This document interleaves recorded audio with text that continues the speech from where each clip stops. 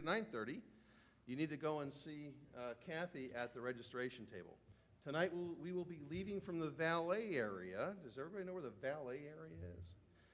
To find that, go back to registration. That's that little room that they've been working on.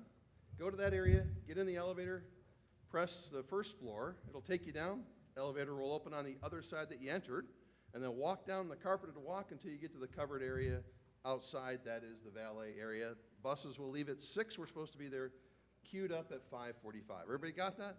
If you don't have this ticket and you think you're going tonight, go see Kathy. You'll get drink tickets and other things there when you get to the bowling area. Okay, we good? Also, when we finish here with this session, we will convene our general membership meeting. So if you are a member of SWAHI, please stick around. And the meeting will be about a half an hour long. Okay? All right, let's talk about air traffic control and emerging technologies. That's the title of this session, and its implications for the aviation system. So the rapidly increasing deployment of next generation or next gen, which, by the way, did you guys notice that the title of our program is bringing or bridging the next generation? Didn't necessarily mean about this session, but I just thought it was a kind of cool tie-in. Anyways, the deployment of next generation brings with it challenges associated with staying in step with emerging technologies that can offer more or less, or more for less. At the same time, the benefits of next gen are becoming more accessible, more affordable to the airport community. This session will bring discussion about next gen and other state-of-the-art technologies and practices that are being deployed or soon will be. Innovative applications that can offer cost-effective enhancements to safety, security, and operational capacities of the national airspace system will also be presented. I've got two great panelists here. The first speaking is Dr. Dave Byers, who has over 35 years of experience in planning and development of commercial service and general aviation airports throughout the United States. His primary responsibilities involve all facets of the planning, engineering, and architectural disciplines related to airports and air traffic industry, or the air transportation industry.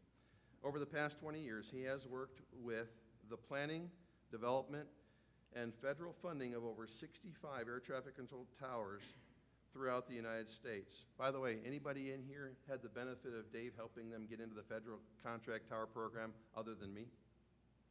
I'm the only one in the room. Carrie, too. Carrie, too. Okay. Wherever she is. We're working on it. In addition to applied research using advanced technologies for providing air traffic control tower alternatives, as an educator, Dave has served as a professor for the Aviation Institute of the University of Nebraska, Embry-Riddle Aeronautical University, and the Florida Institute of Technology's College of Aeronautics, where he taught courses in airport planning, design, finance, and management.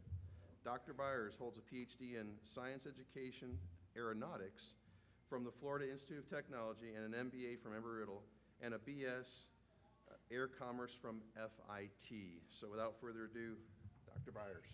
Yay.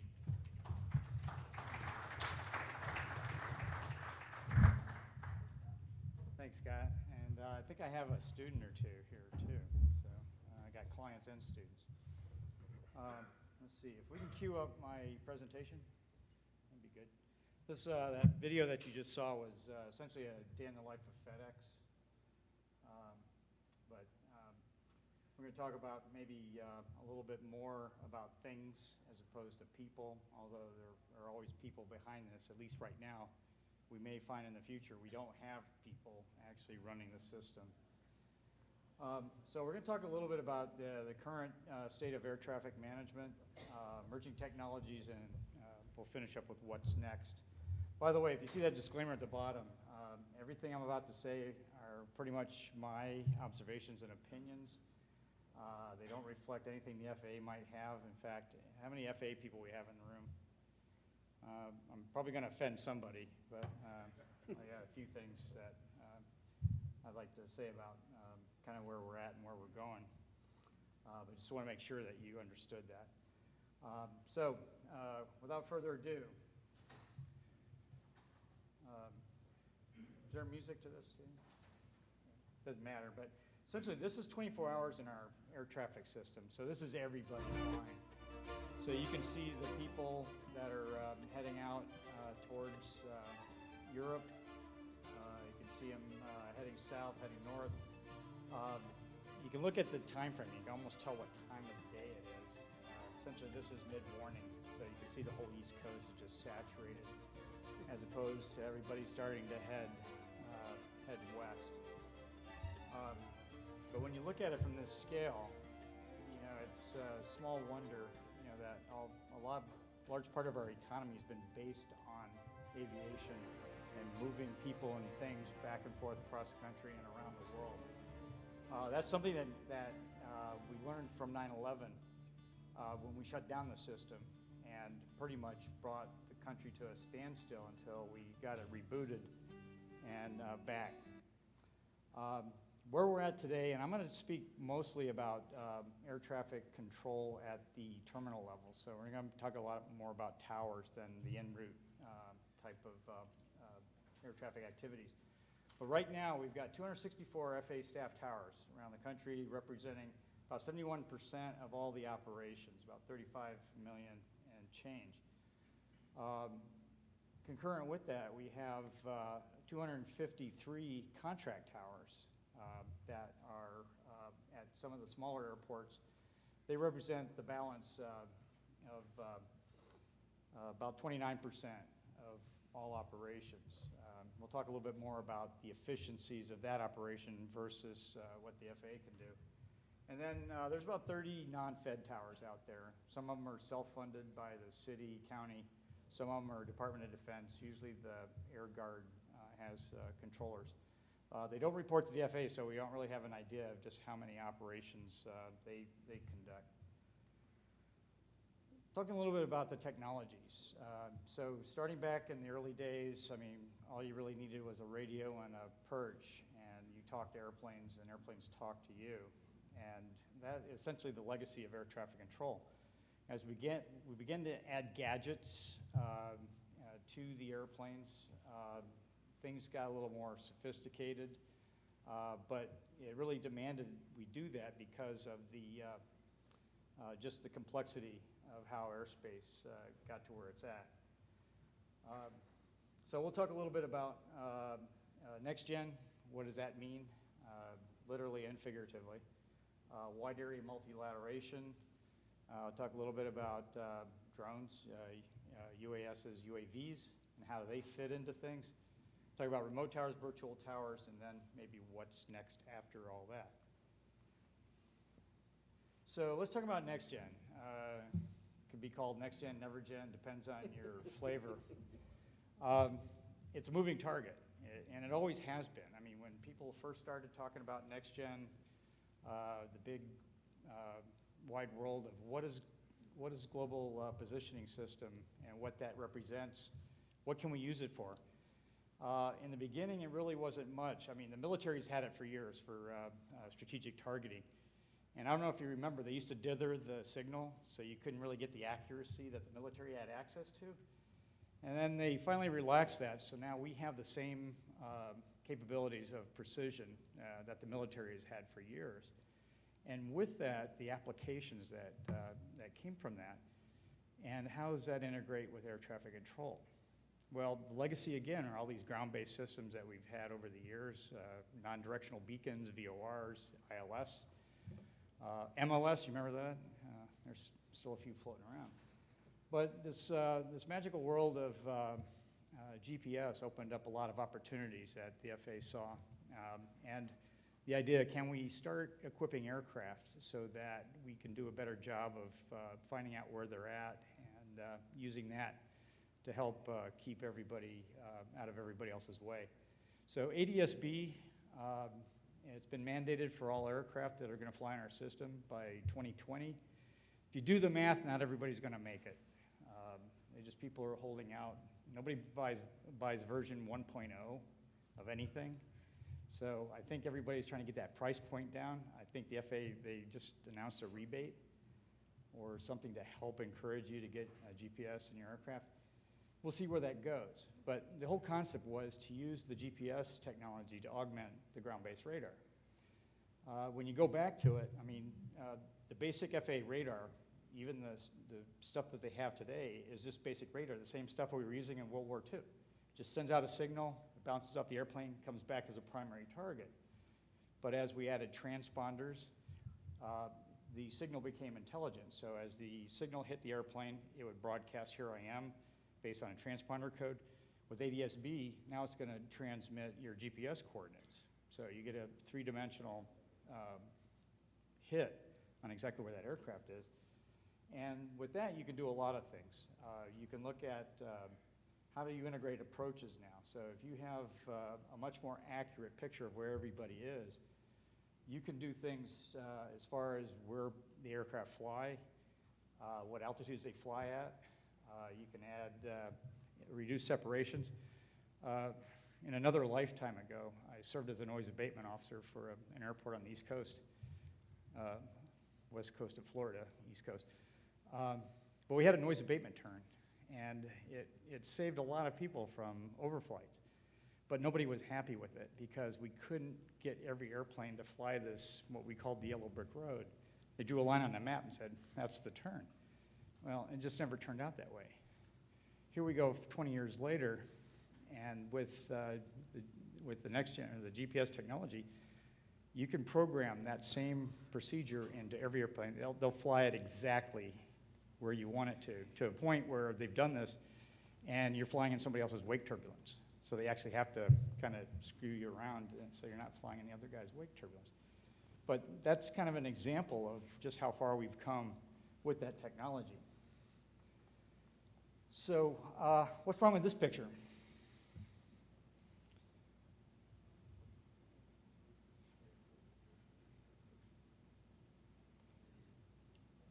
Busy?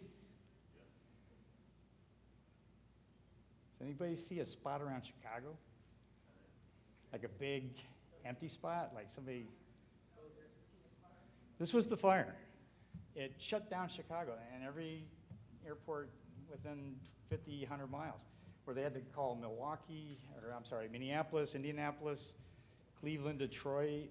I don't know who's out west, but essentially they had to shut down everything.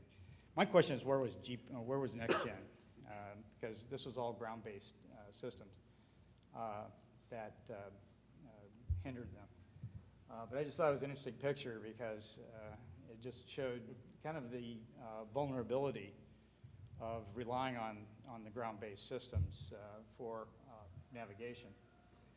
So you're going to hear a lot more about this in coming months and years with FAA's initiatives to integrate Next Gen, essentially the Metroplex initiatives.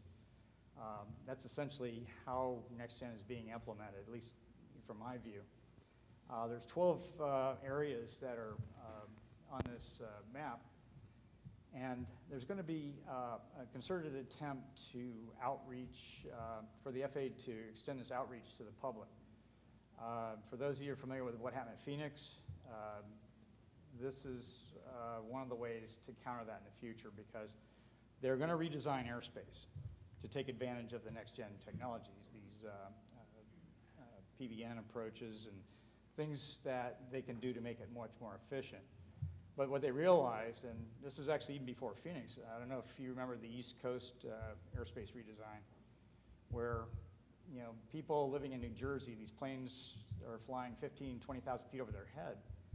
It's not a noise problem, but it is, because people suddenly noticed airplanes flying over their head where they didn't have anything before. FAA didn't say anything because they didn't think it was going to be a problem, but it was a big problem. I mean, if you're from Jersey, man, these people will cut you for taking their parking spot. And there was a big outreach, but it was the outreach of people's hands trying to get at FAA's throats.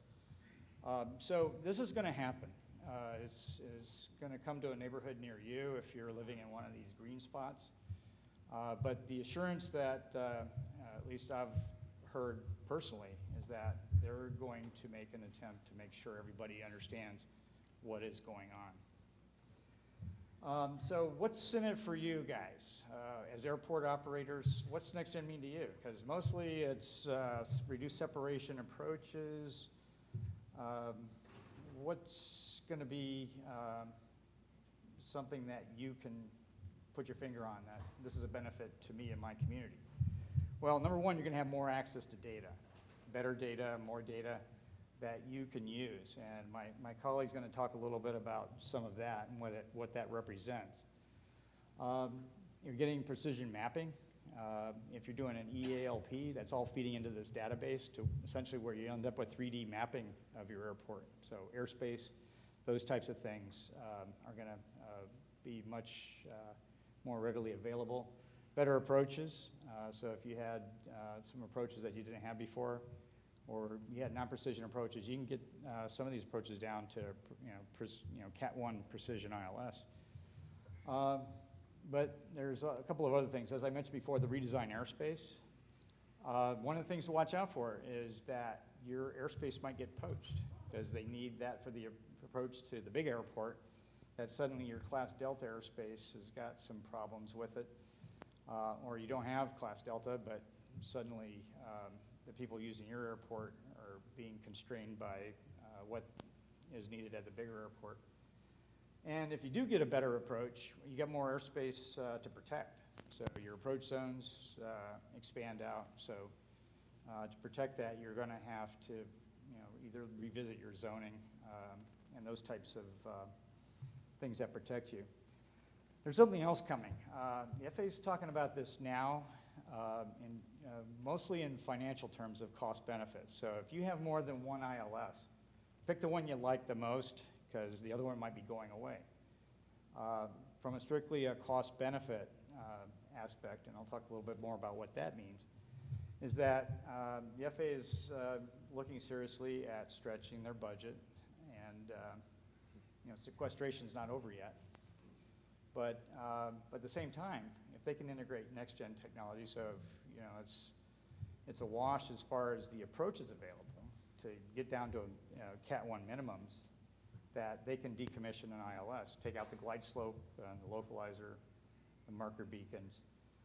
Airport surveillance radars might be a thing of the past too in the future. Same with Vortex.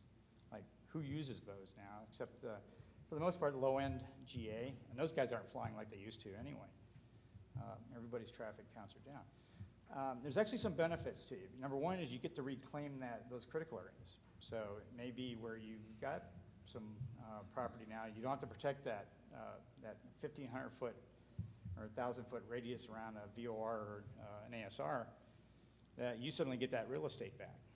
And as far as the FAA is concerned, they've already got that replaced with the GPS, actually the next-gen technologies. With that, you might gain some capacity enhancements. You can do curved approaches. Instead of relying on a straight in, that an ILS gives you. Talking AICP, they have a booth here. About 2 years ago, they launched into this initiative to try to get their hands around next gen, and what does it mean to the airport community? So some of it is an education process. I mean, first of all, we had to agree what next gen was, and surprisingly enough, that was hard to do. But then they divided it into 5 different projects. I'm personally involved with the Next Gen Airport Planning and Development. I'm the chair of that panel. And even that was hard because the idea, again, what does this mean to airports? We know what the airlines, we know what FAA wants from an airspace, and we're talking about big airspace, the metroplexes. But what does it mean to the airport community? And so we just finished up the draft for that report, so that should be getting published fairly soon. So be on the lookout for all these. This graphic is kind of funny because we had about a year and a half ago, we got all the panel and consultants of these projects together in one room and did presentations on what we were all about. Everybody had a graphic that was kind of like this, and each one made themselves the center of the universe. This just happens to show us as the center of the universe. My own worldview is airports are the center of the aviation universe because pilots and planes are useless unless you have one at each end of the trip.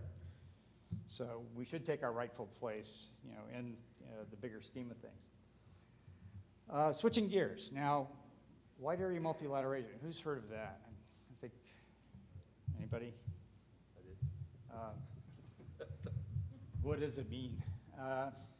anyway, it's not exactly next-gen technology, but it fits very nicely within it because it takes the advantages of the transponder technology that we've had for many years and be able to apply it in places where something else is not going to work. As I mentioned, it's transponder-based.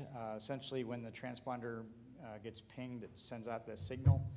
You put these receivers up, and you can triangulate where the signal comes from and pinpoint the location of the aircraft. And it actually can be used to create a pseudo return on a radar scope. They're using it in Colorado right now to get up into the mountains because you go back to this graphic here. You can't get radar up there. And so a lot of these mountain resort airports, is one in, one out. And by using the wide area multilateration, they're able to see these airplanes coming and going. And at first it was just a surveillance mode, so they can see people going up the mountains and coming back around. But they're using it for separation now, so the one in, one out doesn't necessarily apply any longer. What about these guys? This is a civilian version, but it still has hard points on that, which scares me. What about them? Well, it's a technology that won't be denied. It's coming. So we're going to have to find a way to integrate them into the airspace as well. The commercial use, border patrol, law enforcement, forestry, you name it, it's coming. It's recognized as an aeronautical activity, but I've been warned that that only applies to flight standards. It doesn't apply to airports yet. I mean, when you say aeronautical activity, how many have skydivers as an aeronautical activity? They're a lot of fun sometimes. But maybe that time's coming because a lot of these UAVs have N numbers. And so what does that mean in the future? The largest ones need a runway to take off and land. So are we going to be talking about dedicated runways or using the same runways or force them on to a drone port? Kiri's got one she's working with over in Boulder City. Actually, I saw the airspace for the landing areas. It's kind of interesting. They're not going to protect the airspace, but they're still involved from that perspective. But it's still going to require communication with air traffic control, and that's something we have to figure out. Talking about remote towers. This was a technology that was pioneered in Sweden by Saab Census. It's being tried here in the States. Uses high definition and thermal imaging and with a multilateration overlay. So this video is piped to this console where there's a controller sitting at the console, and whether he's a controller or he's an observer, that hasn't been established yet. But the implication is that he doesn't have to be at the airport, and then maybe you can multitask this person to do more and more airports. That remains to be seen. The site was set up in Leesburg, Virginia, and it really is a partnership between the company, City of Leesburg as the operator of the airport, and the Virginia DOT. The wide area multilateration, Colorado DOT had a big part financially in helping the research and development for that project. They just completed a 9-day test, and they had a qualified CTO, controller with a license. They haven't released the results yet, but there's a lot of interest. The FAA is very interested in this technology and where that might lead. The right sizing of the NAS, you're going to hear that. The administrator's already used that as kind of a buzzword. We're not sure what it means, but it doesn't sound good. Downsizing, right sizing, it's kind of that same terminology. So there's some things that we probably should be aware of that as an alternative to some of the low activity control towers, this might be one of those technologies that might fit into the picture. Virtual towers, full disclosure, I'm involved with this project using off-the-shelf technology.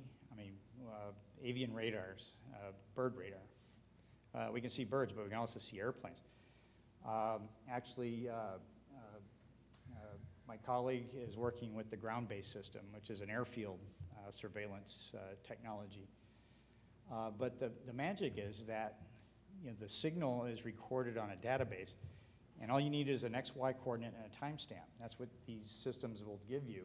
And you put that in a processor, so you're getting these hits, and you can do the math. So you got XY and a timestamp. So, after 10 minutes, you have an idea where this guy is, going. You can trend that out for another 10 minutes and then have the processor looking for potential conflicts, and then you could do something about that. So really this technology as far as, is that me doing that with the mouse? I think so. I don't know.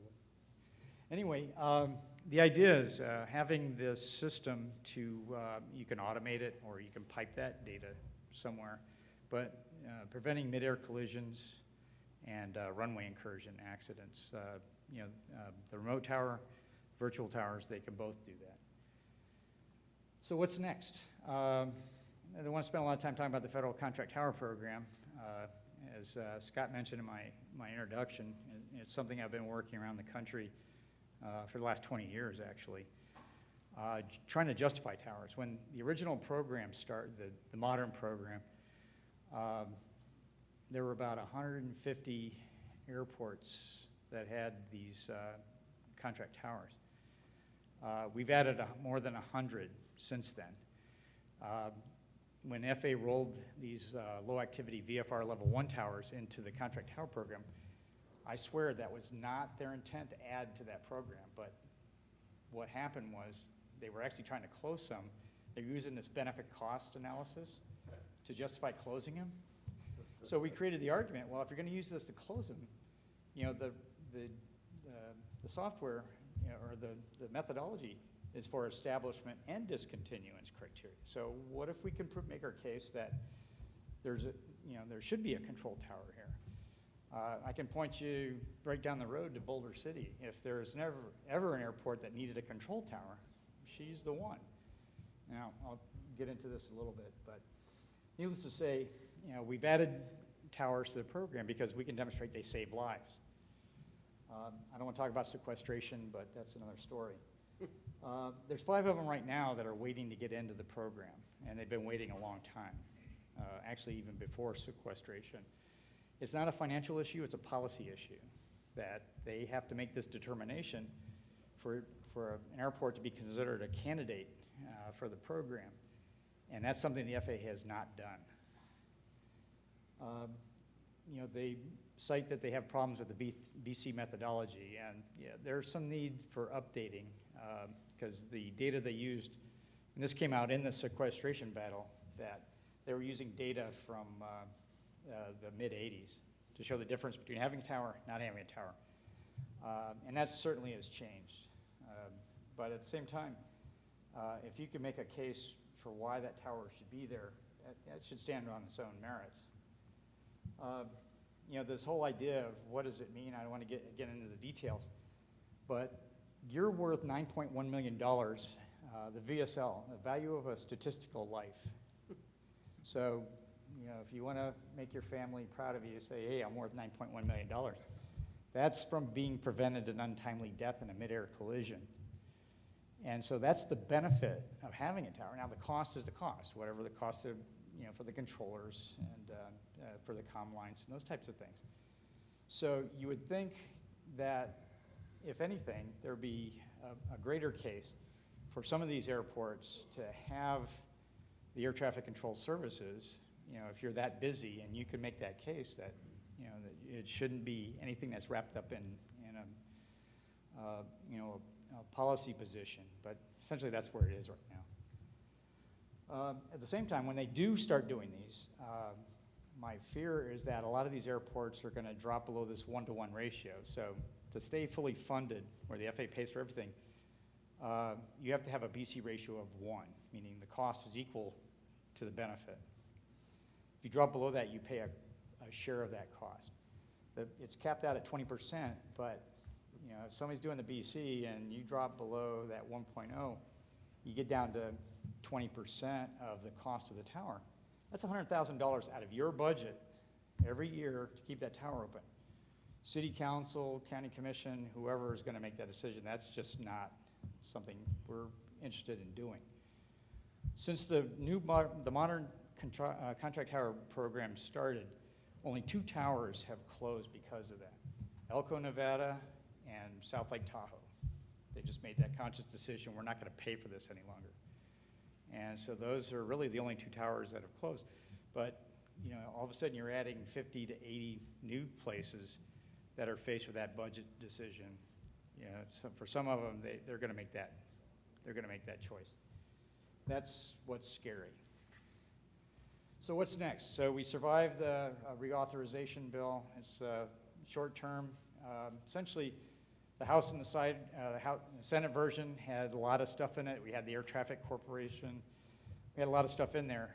They essentially stripped it down to bare essentials, and something that wasn't going to create a lot of controversy, so they signed it.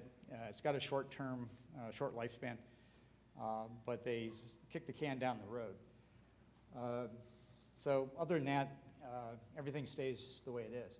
Now there's an appropriations bill coming up, and that has language in it to address contract towers again, particularly trying to pressure the FAA to do what they are supposed to do and start doing these benefit cost ratios, at least for the new towers. You know, because again, I can make that safety case that you're putting lives at risk by not taking a harder look at this and moving forward with it. So we'll have to see what if that's going to survive in the appropriations bill, and that I think is, you know, they're going to try to do that before the end of the year. And then lastly, privatization of air traffic control. You know, so that was the big one. I mean, the dialogue, I mean, it was good that we had the dialogue. You know, there was a lot of pushback and a lot of concerns, but really the bottom line is air traffic an inherently governmental function. I mean, that was actually written into the reauthorization bill. I would say yes, that the FAA should retain control of the policy and the regulations, but do they belong in operating the NAS? We've already found out that their ability to respond to new technology, I mean, MLS came and went, but we might have dodged a bullet on that one. But they just can't move fast enough. And then they're behind the curve on hiring controllers. I mean, you know, the next 2 to 3 years, you're going to see that really starting to hurt them. I mean, that's in their own documents. You can read that, their workload or workforce plan. So private sector can move a lot faster, more efficiently, cost effective. Other countries are doing it. I fully suspect we'll get to that point sooner or later. So with that, I'm going to turn it back to Scott, and he's going to introduce our next speaker. He's going to give you some ideas on some of the more tangible aspects of next gen and the technology. Thanks, Dave.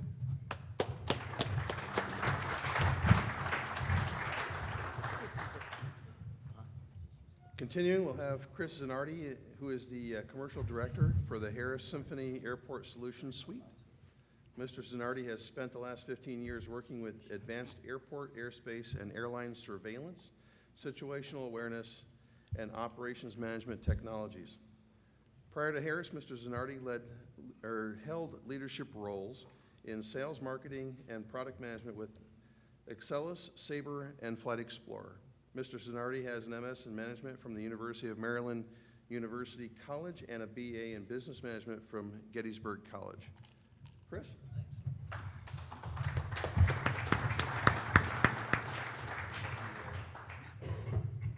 Very cool. All right. By show of hands, how many of your airports have a surface surveillance capability today? One. Okay. How many of you want a surface surveillance capability? Just 2, 3? Okay. How many people, when they hear the term next gen, get a bad taste in their mouth? All right, a little bit more than that. So at least I know a little bit what I'm dealing with. All right.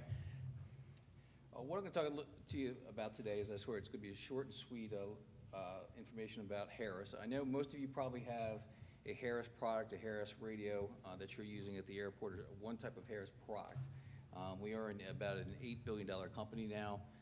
which, that touches many different verticals across the aerospace, defense industry, aviation, military applications as well. I'm going to cover a lot of similar things that Dave talked about in terms of the next-gen update, in terms of different programs, where the FAA is deploying certain next-gen programs, and how they're going to impact you. As I could tell by the audience, a lot of the surface management and surface capabilities that are part of next-gen have been deployed at ASDX and ASSC airports, which does not include a large swath of this audience. But as Dave said as well, there's a lot of technologies that are being deployed, a lot of data that's going to be available that will allow you guys to get more integrated with next-gen. There's vendors like Harris and other vendors out there that are building tools to help the Tier 2 and Tier 3 airports also take advantage of all the technology data out there. Also, give you a little bit overview about UAVs, UAS, what Harris is doing, and kind of the broader picture, predominantly and beyond line of sight. I know most of the issues that you guys are concerned about is terminal area, situational awareness of UAVs in your airspace, and then talk, pretty detailed on kind of the integrated airport. We have, I'll be honest, Harris and the Symphony Group is the area I work in. We've focused up to this point on a lot of Tier 1 airports and developing solutions for them. We are the largest next-gen provider, next-gen systems provider to the FAA, but really where we're focusing on moving forward, a lot of our product is the integrated airport. So how do we deploy next-gen technologies to you guys to make sure that you can leverage all the capabilities that the FAA is investing in? Like I said, a little bit about Harris. I am part of, came from the ITT Excelis side. So ITT Excelis is the vendor that won the ADS-B contract. We were merged or acquired by Harris in May of last year, and together now we're about 22,000 employees. We're about an $8 billion company headquartered in Melbourne, Florida. We do all types, a little bit of everything, from communication systems, space and intelligence systems, electronic systems, and the division or the business segment that I'm a part of that is called Mission Networks under the Critical Networks Group, where we have again the largest contractor on FAA programs.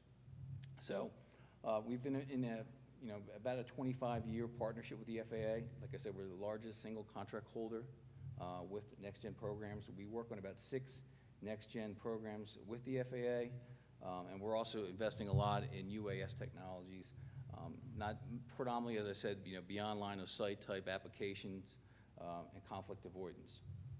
Below you see some of the key programs, which I'll get into in a second. So for airports, and I took this right off of the FAA website, and I want to just kind of reiterate that there is, I speak for Harris and myself. I'm not a representative of the FAA in any way. I would have never gotten past kind of the interview for that. So, this is specifically taking what the purpose of airport service operations capabilities are, or what NextGen is looking to improve. Focuses on improved airport surveillance information, automation to support airport configuration management and runway assignments, and enhanced cockpit displays to provide increased situational awareness for controllers and pilots. A key step is sharing airport surface information with authorized stakeholders. So a lot of what the FAA has invested in to date is, a lot of the benefits are going to the Tier 1 airports. But as I'll reference this slide a little bit further down in my presentation to kind of talk about, goals where I think, there's capabilities out there that you can help achieve, getting greater information for your airports, improved runway management, improved communication between all stakeholders across the airport. Some of the capabilities that NextGen is seeking to deploy for improved surface operations, electronic flight strips. I think the TFBM contract just got awarded. It wasn't to Harris, so I'm not going to talk about that today, but if you want to look where that went, please do so. But obviously ASDX and ASSC airports, so that's the surface surveillance capability. There's about 35 ASDX airports that are deployed with full multilateration type systems on the surface of the airport, and they've been FAA programs. They're also in the process of deploying an additional 9 ASSC airports, which will have similar capabilities as those ASDX airports. So collectively, there's through FAA programs, there's going to be about 44 airports that have complete surface surveillance in the NAS. Other key areas is where Harris specifically has played a role is in the Traffic Information Service Broadcast, TISB service. As you know, through SWIM, which is a program that Harris also provides support to the FAA, there's lots more data than there used to be available, not just aeronautical data, but also weather data, investing in additional situational awareness and alerting of ground vehicles. We have been a key contributor to working with the FAA on what we call the Vehicle Movement Area Transponder program to equip vehicles on the airport surface with ADS-B, and also TFMS and data and information and time-based flow management, new data sharing via the SWIM subscription. So very great. A lot of the focus, as you say, is increased situational awareness and a lot on data sharing, and it's important as these new technologies for next gen get deployed that your airport have a focus on kind of identifying what data feeds and what information they would like to get from SWIM and other sources.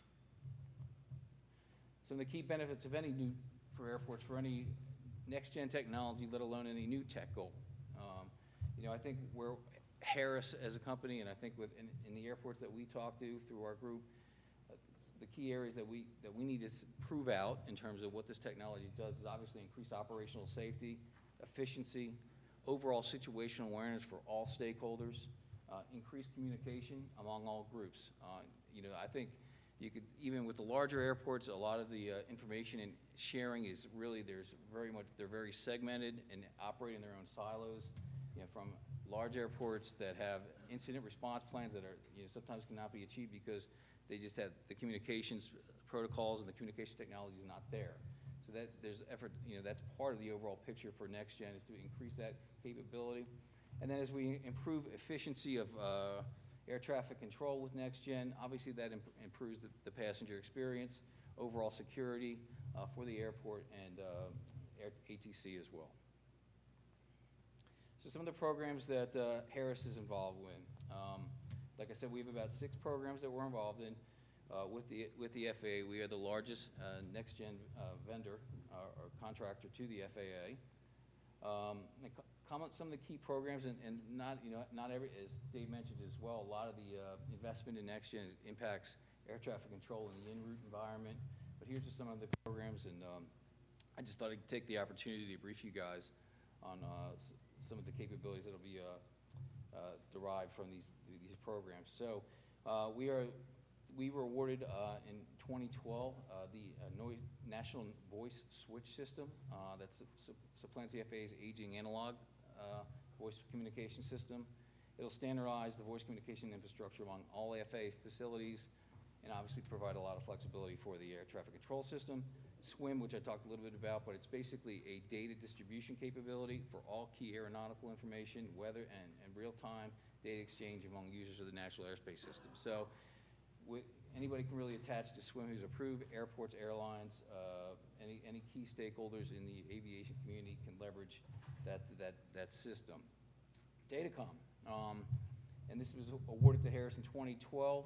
It will enable controllers to send digital instructions and clearances to pilots. So a lot of that is over voice. It sends precise visual messages that appear in the cockpit display.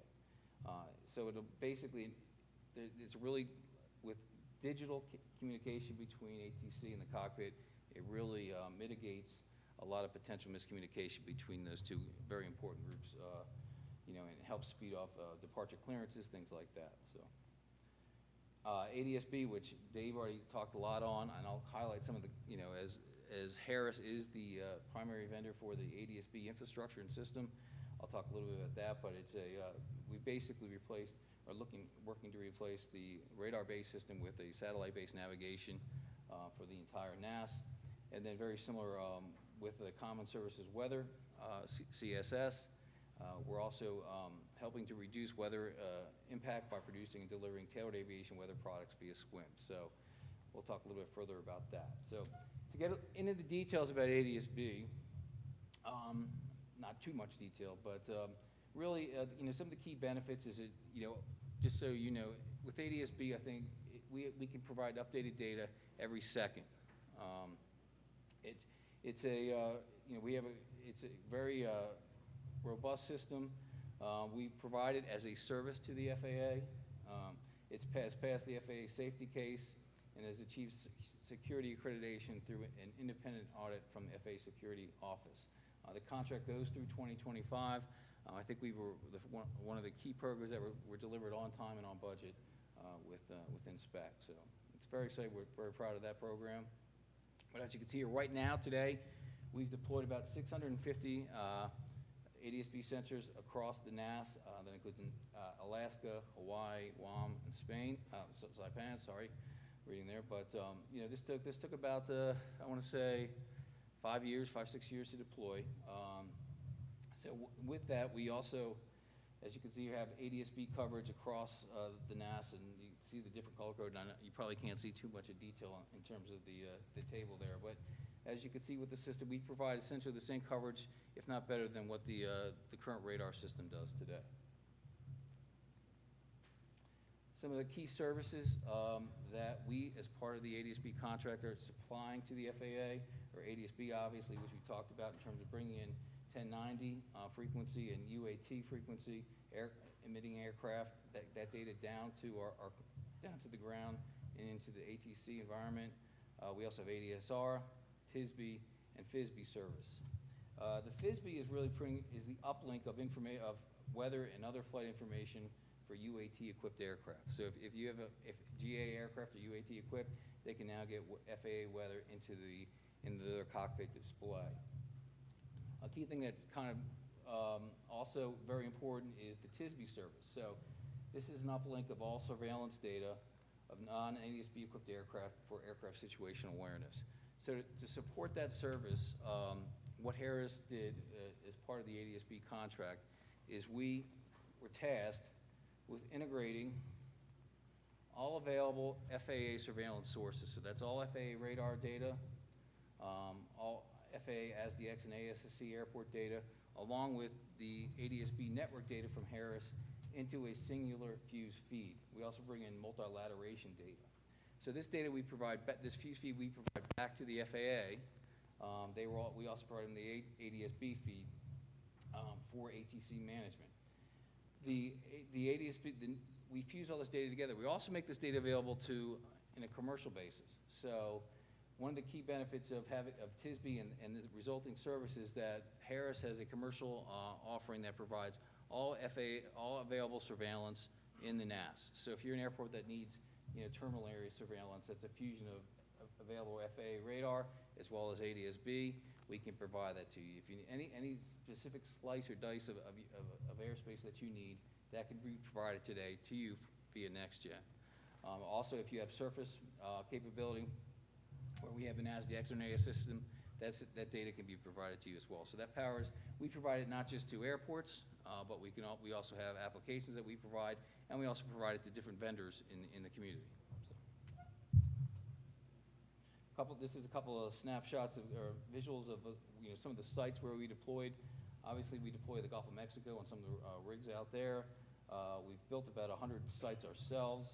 We've also put ADS-B sensors at different locations, lease sites. And there's a couple of snapshots. We have a NOC based in Herndon, Virginia, by our headquarters. And so like I said, we've deployed about 650 of these sites across the country in NAS. Also, as Dave mentioned as well, while we've also added wide area multilateration systems, they talked a little bit about Colorado.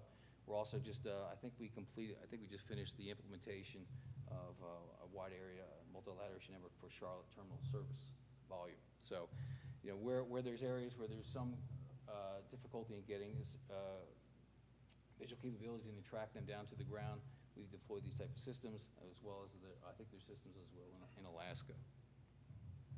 Kind of the FAA ADS-B discriminating features. I'm not going to get too far into this, but there's a lot of crowdsourced ADS-B solutions out there that's and services where they provide you they have their own kind of users who have deployed their own sensors at different locations, and I think one of the key differences is we have the ADS-B system that we deploy is obviously an ATC quality system, and it's been designed to meet all standards of air traffic control. Those systems, while they're good for hobbyists and for some general tracking, this system is very unique in terms of its security, safety, and the test that it's been through. Some of the benefit status. So what we've seen, and I know I'm I've got 4 minutes, 5 minutes, so I'll hit it quick. Okay, equipment status. So that's probably what you're most interested in. And right now, we're roughly, for commercial air carriers, about 20% of air carriers are equipped. As Dave mentioned, for GA aircraft, the FAA is issuing rebates, but right now that price is down about $4K or less.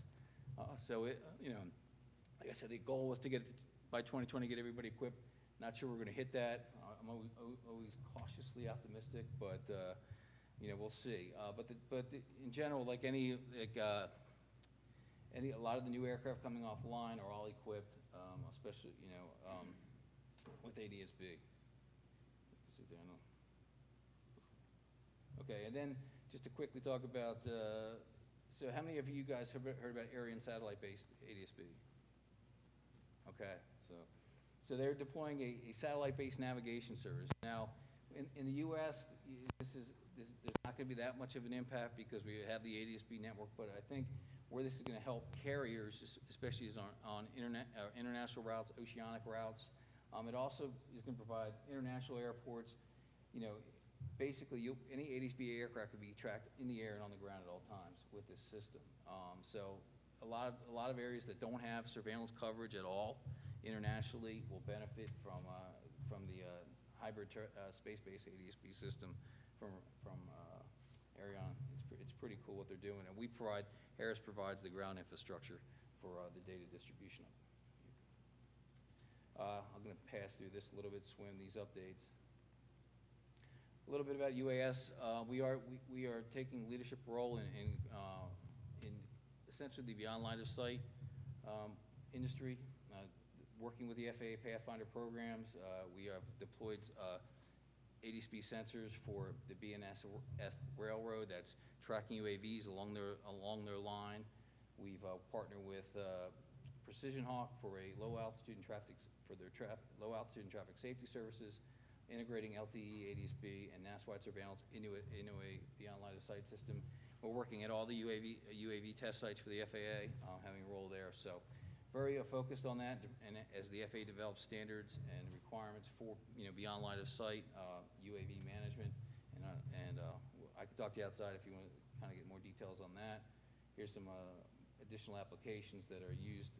I think a lot of our focus and where we see commercially the UAV market is in these vertical markets and these applications, and creating systems and surveillance capability to make sure that they are monitored and that they can be managed from a distance and beyond line of sight. All right, the integrated airport, and I'll talk quick. As I mentioned before, the next-gen improved airport surface operations capabilities, what they're trying to provide you guys: improved airport surveillance information, automation, increased situational awareness, and sharing of airport surface information. That's kind of where we're focused as a company, and I think that's where a lot of the vendors in the industry that provide service to you guys are going as well. And what we view as the integrated airport and technologies that you guys should look to invest in: real-time surface visual monitoring and post-operations analysis, enterprise-wide collaboration, cooperative and non-cooperative surveillance, vehicle tracking, arrival and departure optimization and sequencing, proactive alerting to help mitigate runway incursions and airfield security, real-time gate optimization, swim data integration, as we mentioned, and UAV terminal airspace monitoring. So a lot of what we see is the future of Tier 2 and Tier 3 airports is working with them as partners to develop these type of technologies.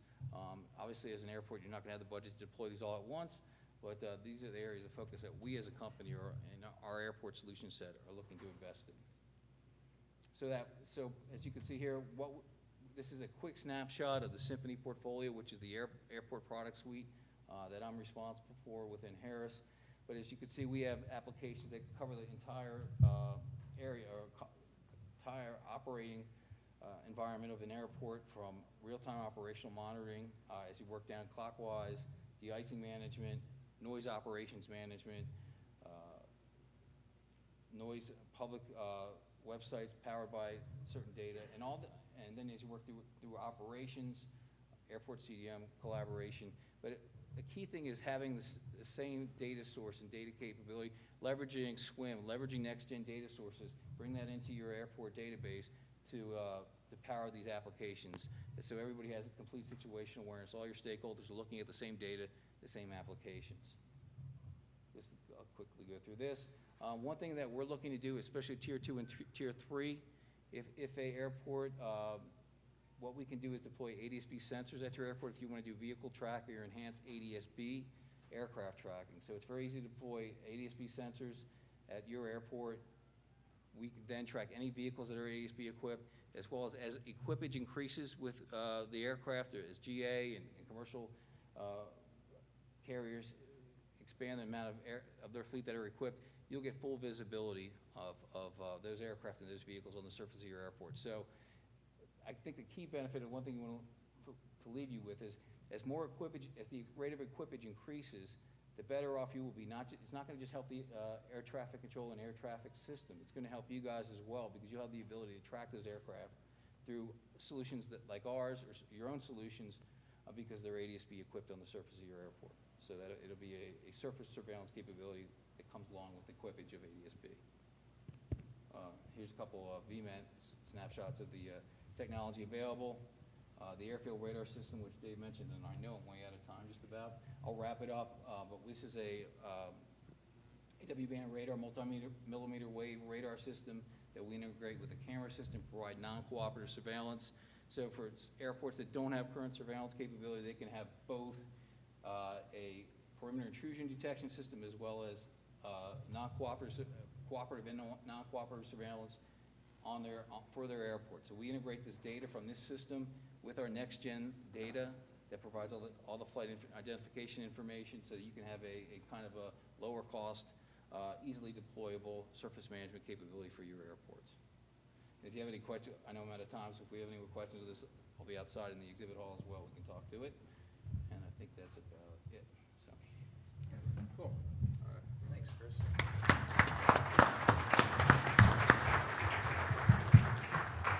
Okay, you might have one or two quick questions. Wes has a microphone. Is there anybody that wants a question of Dave or Chris? Nobody? I can't see over here, so if you're over there, yell out. Okay. Remember, again, shortly after we finish here, our president will step back up to the podium and we'll conduct our general membership meeting.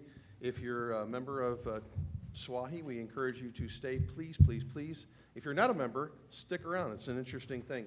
We want to recognize our sponsors for this session, and that would be Jacobs, CommuniQuest, and Quadrex. Thank you.